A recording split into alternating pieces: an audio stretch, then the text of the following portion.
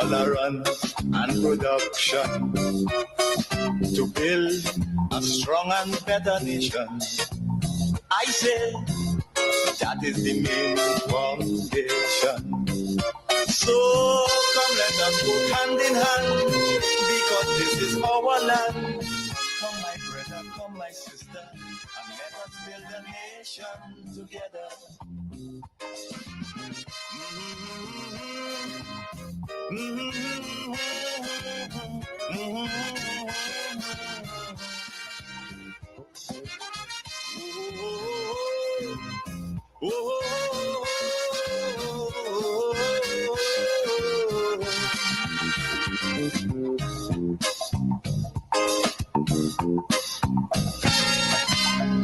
Come, my brother, come, my sister, and let us build Grenada, Carriacou, and Petite Martinique together.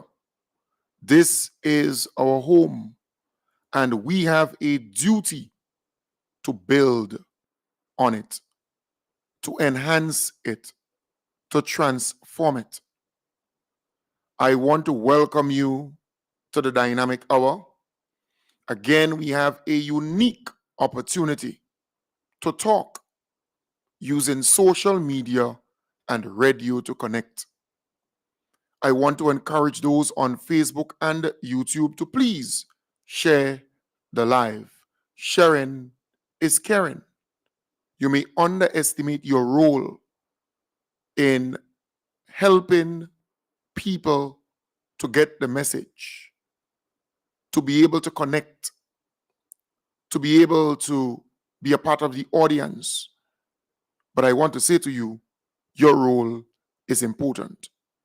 When you share the program, your friends will get the opportunity to listen in, to be a part of the conversation, because they may not be my friends.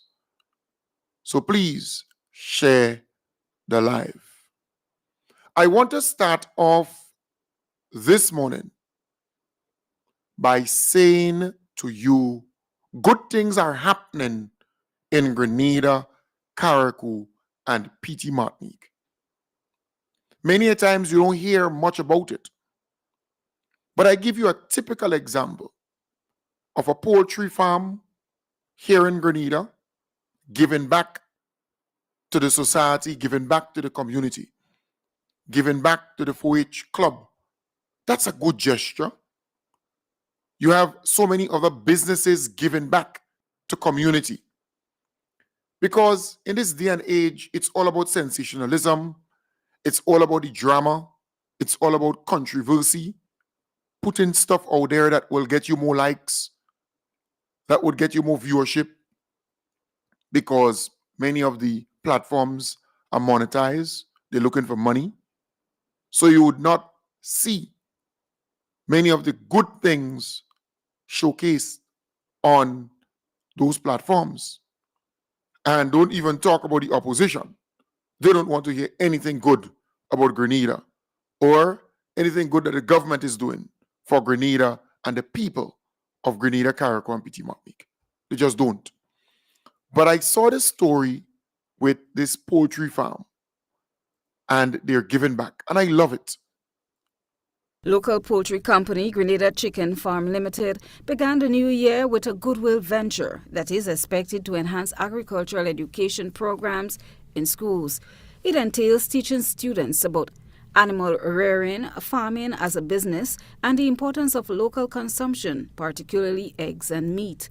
The company, owned and operated by Kyra and Crossdale, on Monday donated 300 layers to the 4-H unit following discussions that were held with the Inter-American Institute for Cooperation in Agriculture, ICA. The chicks were received by Ms. Lauren St. Louis and Melissa Tyson, acting 4-H coordinator. Mr. Crossdale is optimistic that this collaboration will educate and inspire the next generation of agricultural leaders by exposing them to the poultry industry. Thanks again for giving us the opportunity to donate these lively chicks to the ministry.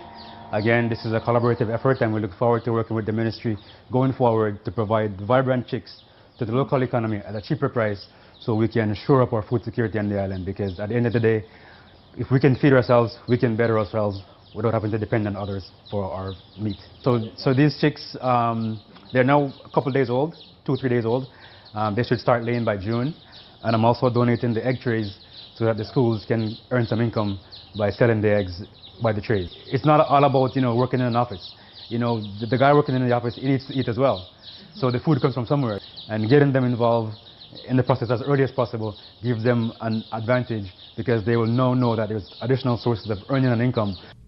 Gregory Del Sol, National Specialist for the Inter-American Corporation for Agriculture, AICA, described the initiative as a collaborative venture that can support the school feeding program and other activities within the schools. It's a collaborative thing. Mr. Crossdale reached out to us. We reached out to the ministry. Mr. Crossdale is providing the layers, the birds, yeah. And next week Friday he's going to provide us with some broilers as well. So the schools that we are going to hand these chicks over to via the 4-H program they're going to have broilers and layers. Acting 4-H Coordinator Melissa Tyson said her department remains committed to promoting agricultural education and supporting initiatives like this. It will be the first time we would be doing layers, and we're excited about it. Our 4-H program, we build a lot of life skills and leadership in children. So this will not only be a venture for them to learn about layer production, it's also an opportunity for them to see the business aspect of it, to how you grow it from start to finish, the different aspects of poultry production, especially the egg production, which would be something new. Schools benefiting from the initiative are the Holy Spirit Catholic School, Shantimel St. Patrick, St. Joseph's Convent, Grenville, the Grenville Secondary School, the St. Joseph Roman Catholic School, Pomrose, and the Uganda Martyrs in Happy Hill, St. George. Other 4-H units will receive their supplies in the coming weeks, providing they are equipped with adequate facilities. The Ministry of Agriculture and Lands also donated feed to support the poultry venture for the 4-H unit. Grenada Chicken Farm Limited, established in 2017 in Phyllis Park, St. Andrew, is a family-owned and operated poultry venture.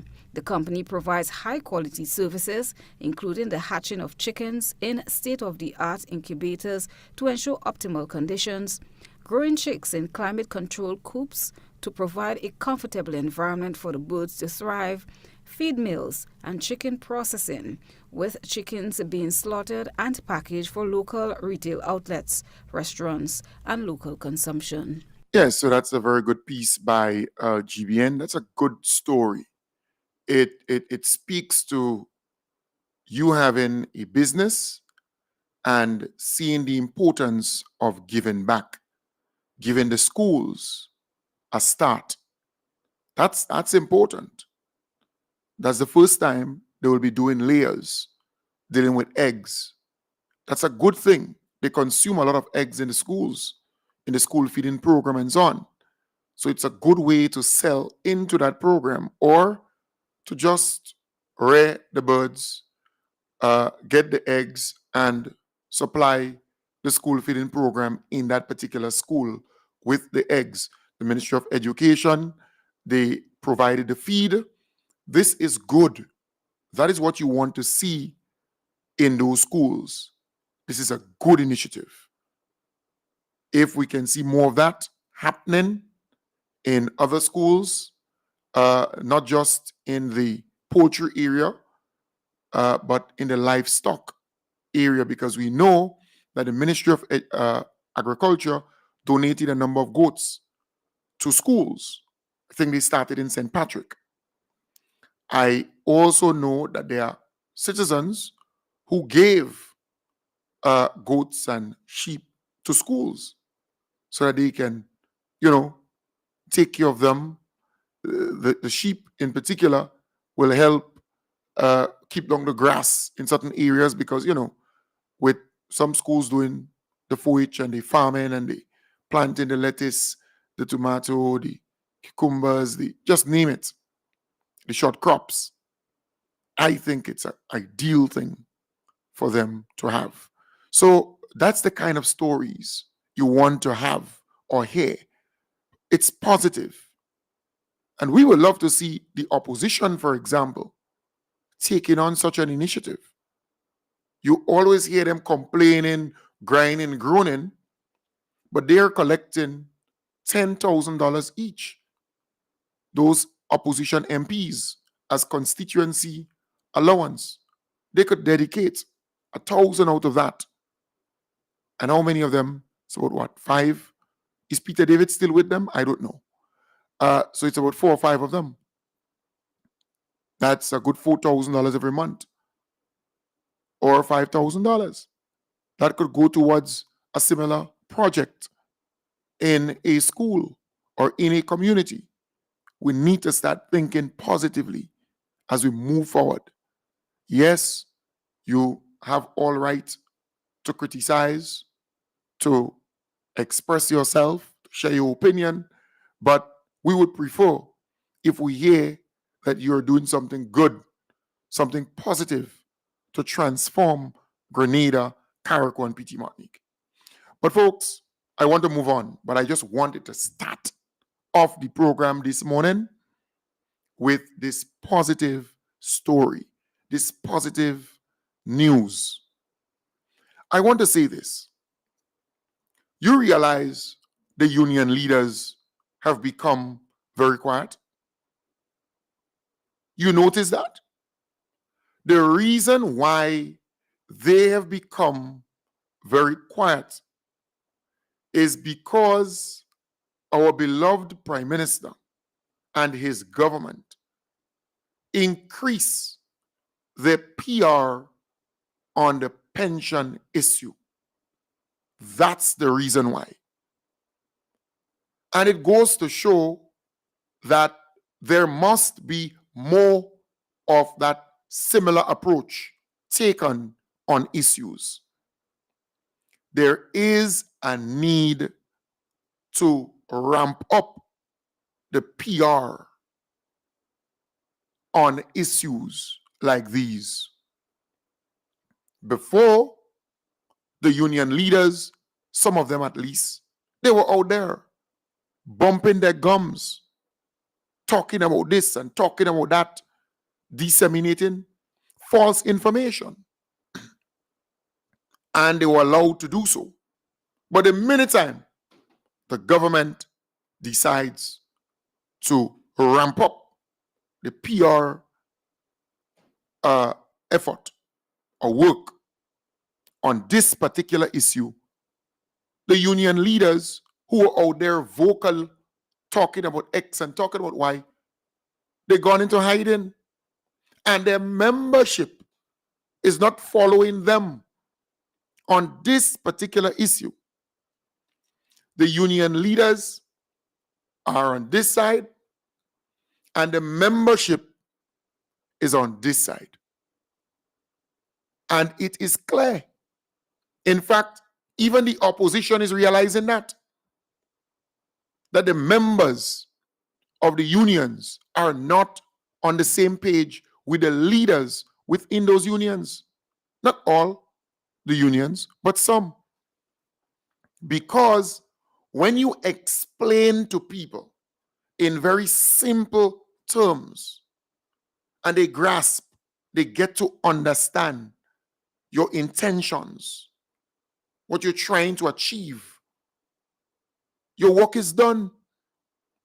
So I want to commend the government. I want to applaud the PR team, particularly Kijana Orlando Romain. Some people may not know, but he has been very instrumental in framing this PR and making sure that the message gets out there. I want to commend GIS, Jason Phillip, and the team. I think they're doing a fantastic job. That is what you want to see on issues like these. Because at a time, I thought the unions were the employer. I was taken aback. The way they spoke, they made me believe that they were paying government workers, those not undocumented, these undocumented stuff is in my head with what's happening in the United States. The unestablished workers, they give you the impression that they are paying them, that this money is coming from the unions every month to pay the workers. But the employer is the government of Grenada. And I was really moved when they engaged the employees, when the employer engaged the employees to say, this is what the pension bill speaks to. This is what the law includes. And this is what is in it for you. And they gave the workers the opportunity to express themselves, to ask questions, to seek clarity. That is what is important. I want to applaud the government. Keep doing that, because the unions were acting as though, well, let me say, not all the unions, but some of the unions, particularly the Public Workers Union, they were acting as though they're the employer, as though they're the ones paying the workers. But the government is the employer. They're the ones paying the workers. And they must do everything as an employer to make the life of the worker better, the condition for the workers better. And that is exactly what the government is doing. So kudos to Kijana Orlando Romain and the team. You are doing a fantastic job. But we want to see that some more on other issues that is so important. I give you an area that we will love to see more PR in. You see, the St. Andrew, St. Patrick, St. John constituencies, those MPs, ministers, they are doing a good job. Plenty roads are being fixed. Plenty drains are being fixed. They are doing other programs. Plenty houses are being repaired. Plenty houses are being built. Right? Other assistance are given to farmers, to fishers, to constituents. But we are not seeing them as much as we are seeing some of the other MPs. So there is a need to have somebody assigned as a PR person. A PR person, let's say for 2 MPs in St. Andrew.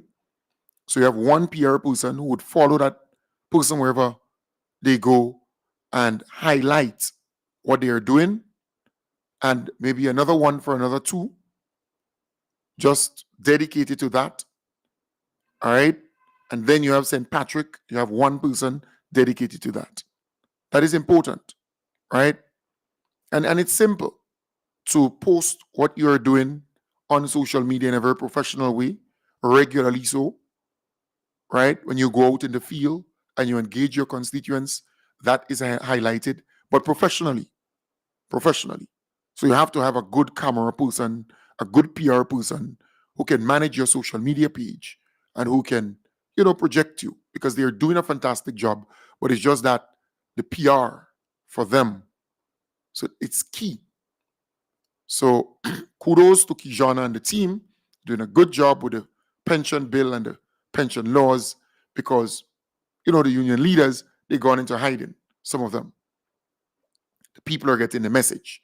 They understand how important this pension is to contract workers. But we need to see some more PR in St. Andrew for the MPs there, St. Patrick and St. John. All right? We need to see, because they're doing work. They're doing a lot of work, but it needs to be highlighted. It needs to be showcased on social media in particular, because politics is perception. You could be doing a lot of things, but once it's not highlighted, once it's not showcased, once people don't know about it, it's like you're not doing anything. So you have to have a PR presence on social media and beyond. All right? So I thought I should mention that. That's really, really good. I love that. I love to see what's happening where the PR is concerned on the issue of the pension. People are getting the message. People are getting the message. All right? That's key. And I just highlighted some of these constituencies. We could look at the others, but I just highlighted those, right? Because you would see some of the MPs in the other areas quite frequently on social media and other places. But the other MPs, they're trying, they're doing a lot of work, but their stuff need to be showcased. People need to see it. Because you see, an MP cannot be in the same place, well, not the same place, in every community or village in that constituency at the same time. So sometimes in your constituency, you have 14 villages, right? 14, for example, 14, or let's say 15 villages. And you visit one and you're doing some stuff in one. But the other people in the other villages, they don't know that you visited that village and you're doing X and Y there. So because they don't know, then they think you're not in the constituency, you're not doing what you're supposed to do, you're not working as hard as this one or the other one. All right? But if you are in the constituency in that village and you have a PR person with you, and sometimes the person could be attached to other things, the person could be in your ministry, the person could be in your constituency, the person could be in a department, right? Employed doing some work, but that person could also be a PR person with you in the constituency, going, taking photos, managing your social media page and so on. So you have to be able to manage it and utilize the resources of the state to advance your image and what you're doing in your constituency. So if you showcase that you're in that village on social media, then the people in the other villages, they will know that you in the constituency doing X and doing Y. That's important. And when you post stuff on social media, you don't have to give a long write out. Your post is like a page in a book, and then you have a photo or two. You don't need that. Social media postings are very short, just like reels. Reels are short and straight to the point. You get the message within seconds. Same thing with social media. Facebook, Instagram. You don't need a long write out and type out, and you don't need to do that. People don't read like before. They don't study that. By the time they see it, it scares them. And that's a little tip. You need to just post. I am in La Digue, and this is a project that we are doing in La Digue. Photo, video. I am in Harford Village, and we're handing over the keys to this constituent for a brand new house. The before and the after photo. That's enough. It shouldn't be too long. You don't try to put too much of stuff in there. All right? So I want to encourage you, even as you post stuff on Facebook, on Instagram, make it short. Summarize the thing. Make it concise. Make it straight to the point. And it becomes more effective that way. That's important. Very, very important. All right? So PR is key. So sometimes you're in the constituency, but you have 15 villages, 16 villages with constituents. You cannot visit everyone at the same time. So if you have a PR person taking photos, taking videos, uploading them, showcasing them and so on, that's a good thing. Wonderful. And everybody there, because nowadays, everybody on Facebook, everybody on Instagram, everybody on social media. When I do a program, 8,000, 9,000, 10,000 people will view it. And I do 2 programs per day. So you're talking about 7,000, 8,000 viewing in the night, 7,000, 8,000 viewing in the morning, right? A morning and a night. So A lot of people are on social media. You have to be able to reach them. You have to be able to connect with them. And you have to devise ways and means to do it. So all this long type out and writing, you post something in a whole 3, 4 paragraphs, 6 paragraphs. People are not interested in this. You're not going to get anywhere with that. Right? Simple stuff. Simple headings, simple taglines, simple stuff to get the message out. All right? That's important. Very important. And you cannot please everybody. If you're trying to please everybody, you're going to be in problem. Just do the work and you'll be okay. Folks, do you know that the NNP intended on reforming pension in the country and setting up a contributory pension plan? Yes, they intended to do that. They're out there now trying to make people believe otherwise. But I had the opportunity in my research to bounce up just a little piece of a video of Miss Isaac, who was the cabinet secretary at the time. And she spoke on pension, she spoke on gratuity and other things like that. And hear what she had to say on behalf of the government at the time, the NNP administration. Salary. Government will endeavor to establish a new contributory plan for those workers, established and unestablished, who joined the service after 31st of December 2018. Right. So she was talking about pension. All right. The lengthy video spoke about pension and how much this one would get from NIS when they join and how much, that kind of thing. But she went on to speak about what government intends to do for the unestablished worker. So some of these people making you believe that the NNP... Salary.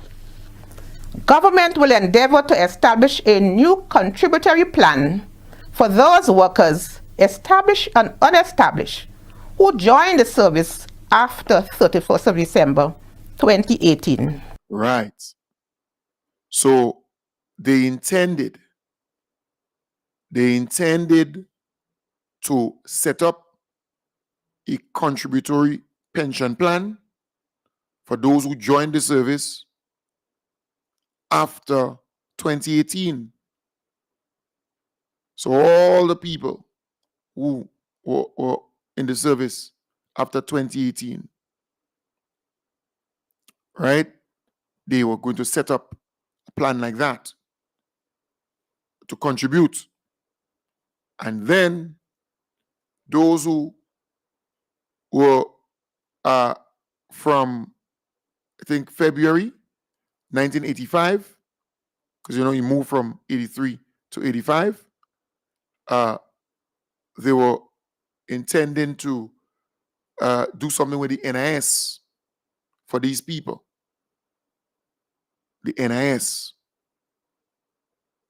Right? So those who qualified for the 1958 pension, they were going to, because remember, there was serious controversy with that whole pension issue.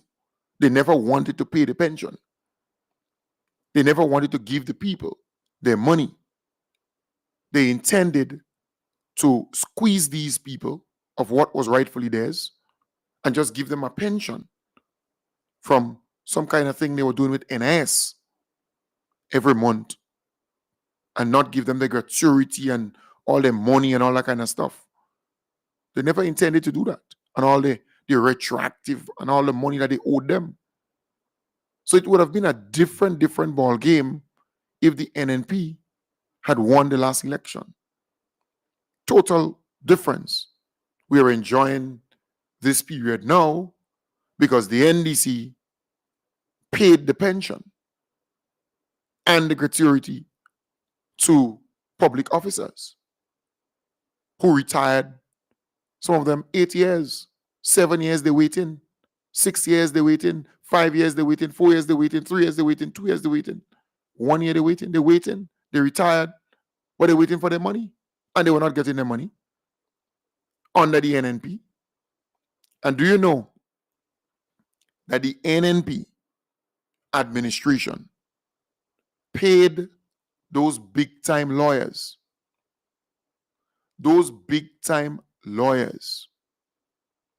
to go in the court and argue why the people who are working with government and are entitled to their pension under the 1958 laws, to go in the court and argue why they should not get it. So every time you hear the NNP speaking, just reflect on that. The NNP administration paid some big-time lawyers. I think 2 came from Trinidad. Some big-time lawyers to go in the court when the union brought that matter to court and argue. They went in there and argued why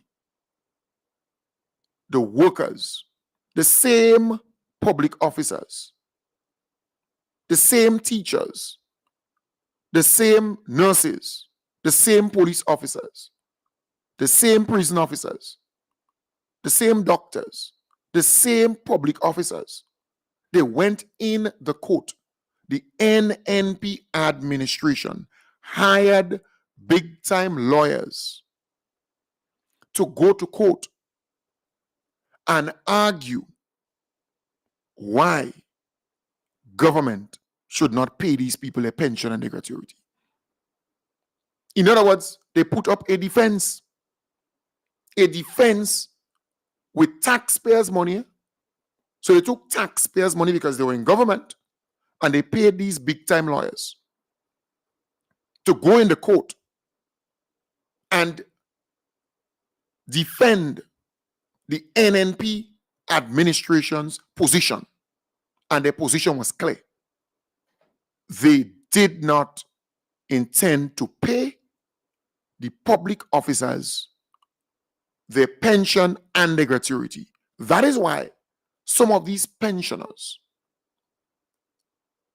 received retroactive pay, the pension. For the 8 years they did not get pension because the NNP administration refused to give them their pension. Refused to give them the pension for that 8 years. So you had to calculate, in a year, 12 months, how much money that person's supposed to get every month, then 12 months, and then you multiply that by 8 years. Yes. So I am saying to you, these pensioners were not going to get their money under NNP. No. Why you think the NNP administration paid big-time lawyers to go in the court and fight the unions, arguing that the workers do not qualify, they are not entitled to a pension and a gratuity? So when these people talking, sometimes you have to tell them, shut up. Shut up. And that is why I feel anger in my soul, in my spirit, when I see union leaders today teaming up with the NNP, in bed with the NNP, to destabilize this country and to corrupt the minds of their membership.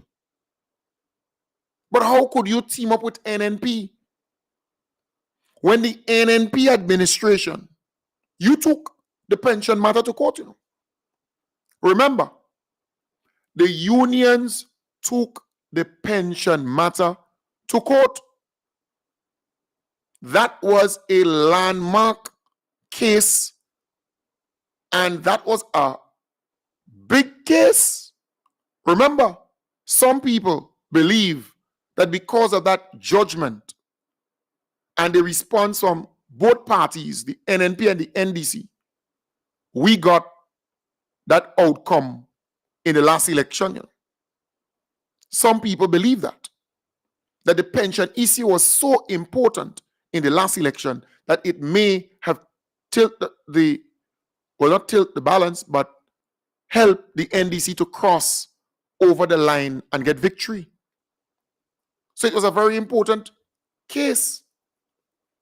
But the NNP administration decided to hire the big-time lawyers outside of Grenada.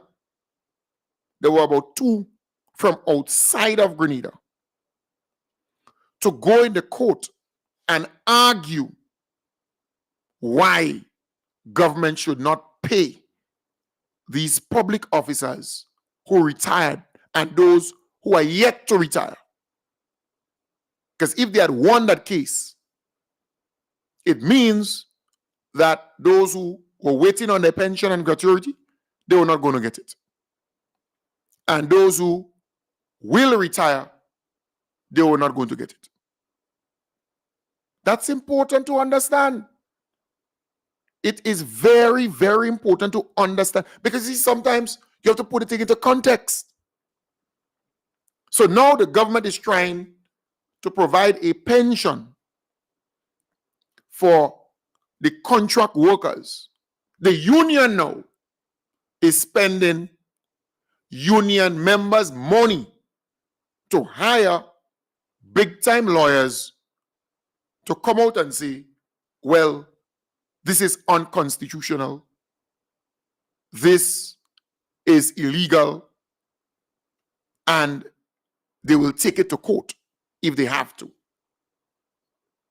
It's a similar thing as the government, the NNP administration, when the unions took the government to court over the pension issue. The NNP administration hired big-time lawyers with taxpayers' money, with the same workers' money, to go and say, to put up a defense, to say, we should not pay these people a pension and their gratuity. So now we are seeing it from the union end, where the union is taking the members' money and hiring big-time lawyers. I hope it's pro bono. I hope the lawyers are doing it for free. But in this time and day, those lawyers are not going to work for free easily. But I hope that they are doing it for free. All right? I am saying it is a similar thing. And that is why I spoke about what the NNP administration did with this pension issue in the court. And now I am connecting the dots. So the unions are doing a similar thing. They're fighting the workers, their own members. You have 4,500 workers. If the government of the day do not do nothing, they will go home without a pension and they will go right back into poverty. That's the stark reality. If the NDC administration does nothing, these 4,500 contract workers will work with government for 20-something years or 30-something years, and they will go home with no pension, no gratuity, no nothing from the government of Grenada. But the NDC administration refuses to do nothing. As a result, they came up with this brilliant pension plan. A very simple pension plan, which says you will contribute 3% out of your salary as an investment towards your retirement, and the government will match that 3% by putting in 3% for you towards your retirement.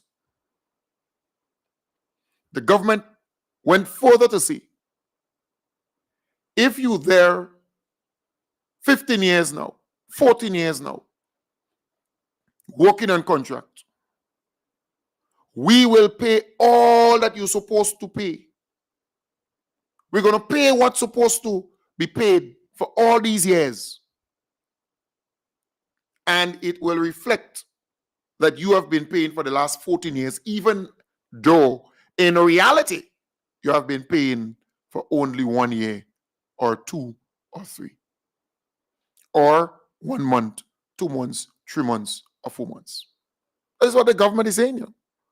So they're helping you, paying for you to bring you up to date. This is important. And those with 5,000 and over, they would pay, I think it's 5,000 and over, that $2,000. So let's say if you $7,000, that at $2,000, you're going to pay a 6% on that kind of thing, right? 6%, and government is going to match it 6%, and you can voluntarily pay up to 10%. But it's all an investment in your future, in your retirement, towards your retirement. This is brilliant, because these people will not be going home into poverty. They're going to get a pension from government, the employer, and they're going to get one from NIS. When you join both of them together, they're going to get something nice. They're going to get something nice because these people, they are young, and they will be working up to 65 years. Because remember, over time, the retirement age is going up. I think NIS moved theirs already. Matriculatively, it's going up every year until they reach 65. Government still at 60. But over time, these things will change. Don't believe you're going to remain the same. Our life expectancy is longer. We're living for longer. So I am saying we have to think down the road. Let's think down the road. But the NNP has no moral authority to speak on the issue of pension or on issues relating to workers in this country. They should shut them out and put their heads in a pigtail bucket or a crocus bag. They don't have any moral authority to speak. Because when the unions took the matter to court, and remember, the unions didn't have to take the matter to court. They were forced to take the matter to court under the NNP administration. Lest you forget that.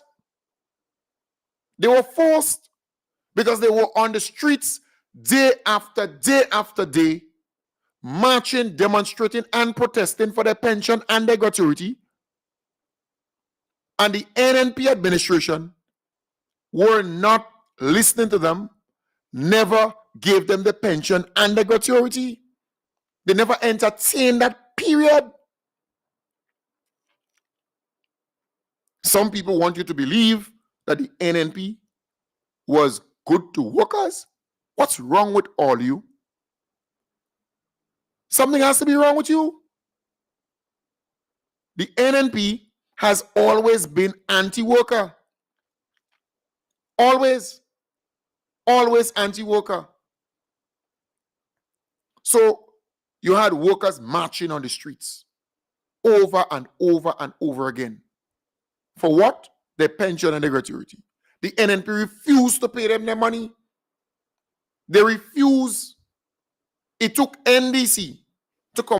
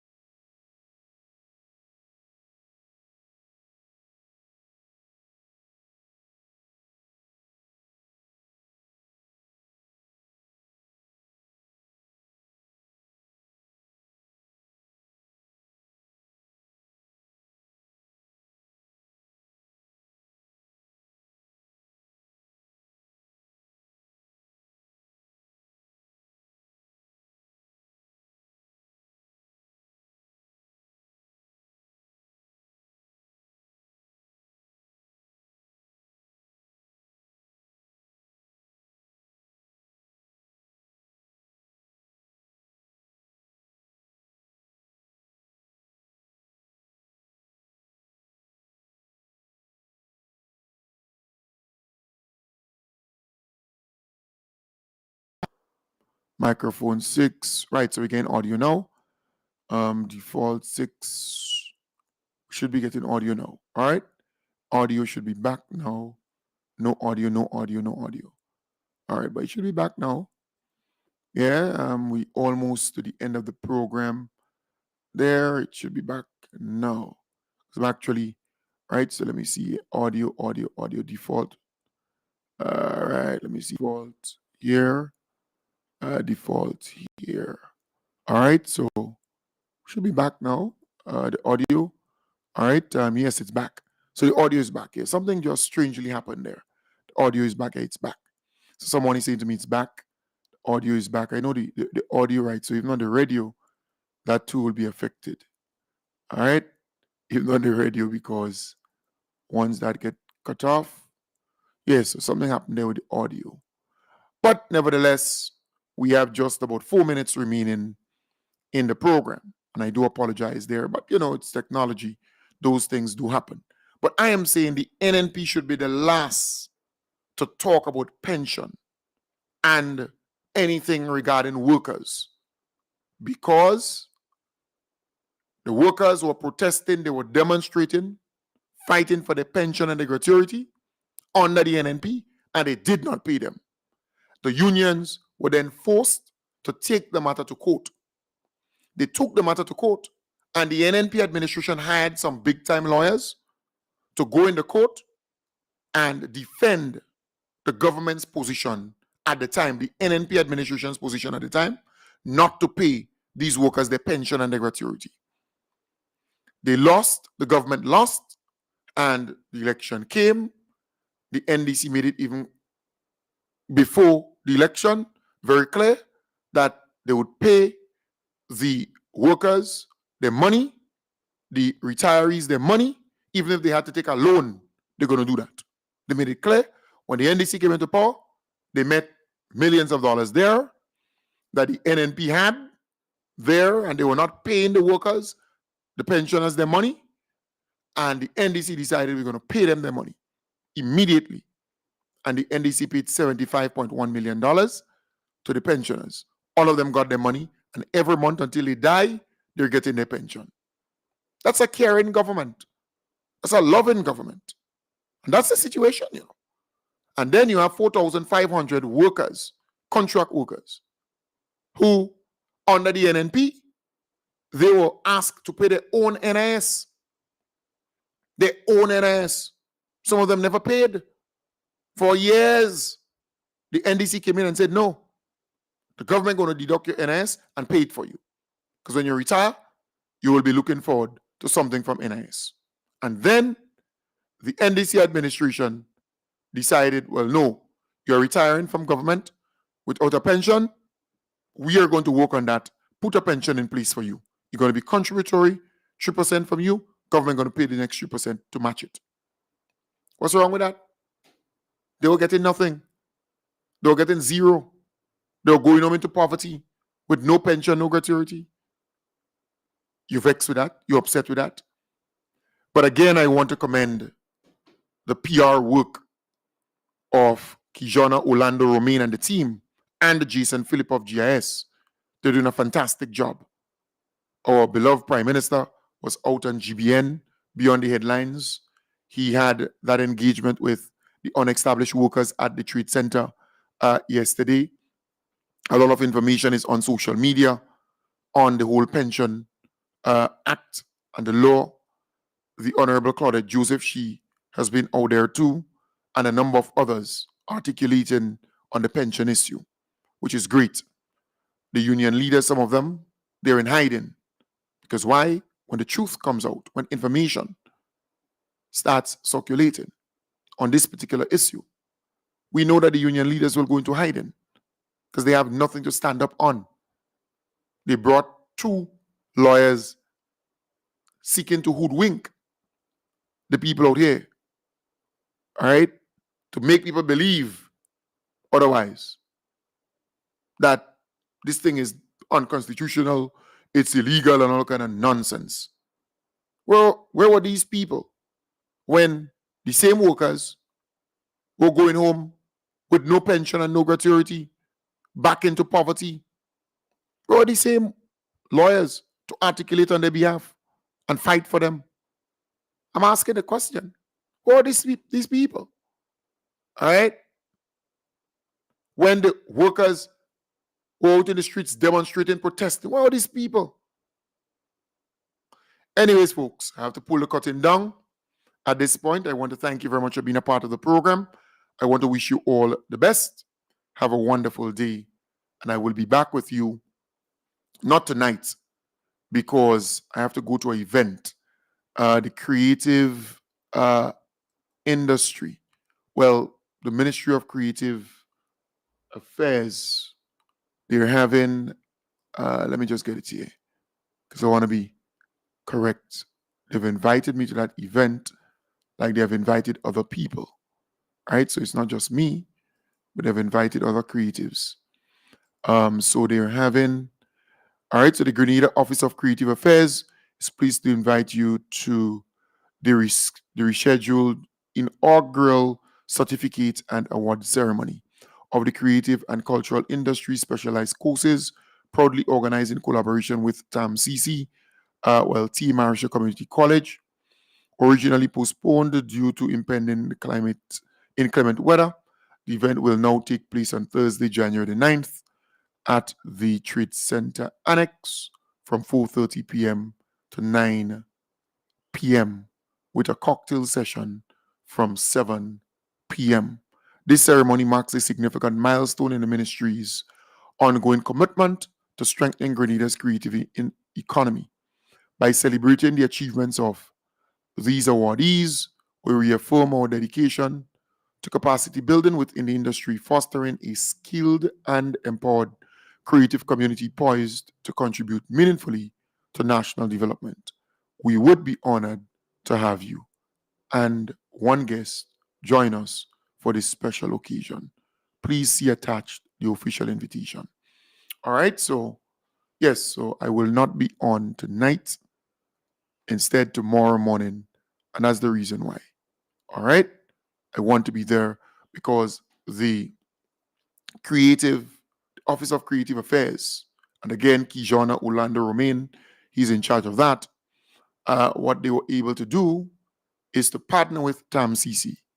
So the government partnered with TAMCC to afford 100 creatives the opportunity to sign up and do a course at TAMCC. And they will be doing that every semester, every year, right? Different courses for free. At least they started off for free. So it's scholarships, free scholarships for these people to help them in different areas. And this is remarkable because the creative industry, they were never seen as important in many years in this country. They were never seen as mainstream, as a mainstream industry, as an industry contributing towards nation building. Remember, the NDC came into power and gave them 100% concession to bring in their equipment, to bring in their materials and so on, to ply their trade, to continue their livelihood. And then they were given access to funding, to loans, to grants at the Grenada Development Bank. They were given training and support, and now scholarships and so on. So a lot is happening for the creatives, a lot. And they come from families too. And you would hear me start to speak more about that. So a creative, so let's take, for example, Tamara Prosper. Tamara is a very creative person. She does a wide range of stuff. All right? She comes from a home. She has a family. And we can go to another creative. All right? We heard Mikey Hutchinson, for example, praising the government. He comes from a home, he comes from a family. And we can go to another person and another person. And another person. And another person. All right? So you have to understand government is helping not just the individual, but families, empowering families, bringing them up. So, folks, I thought I should push that in there. All right? So I want to wish you all the best. Have a wonderful day. And bye for now. I'll be back.